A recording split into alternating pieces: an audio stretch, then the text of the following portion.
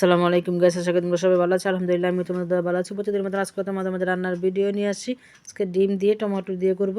ফার্স্টে কড়াই বসিয়ে দিয়েছি, তেল দিয়ে দিয়েছি, লবণ দিয়েছি, একটু সামান্য হলুদ দিয়েছি, দিয়ে ডিমটাকে ভালো করে ভেজে নিব। এটা দেখো ডিমটাকে আমি ভালো করে ভেজে নিচ্ছি, বেশি না, 4টা ছোটো ছোটো টমেটো দিয়ে তোমার ডিম দিয়ে আর কি করবো, ডিমটা ভেজে নামিয়ে নিয়েছি। টমেটো দিয়ে দিচ্ছি। এখন আমি দিয়ে দিচ্ছি হাফ চামচ হলুদের ফাঁকি, হাফ চামচ মরিচের ফাঁকি, পরিমাণ মতন লবণ দিয়ে ভালো করে এটাকে আমি তোমার সিদ্ধ করে নেব। সিদ্ধ করে পেঁয়াজ কাঁচামরিচটা একটু শেষের দিকে দিব।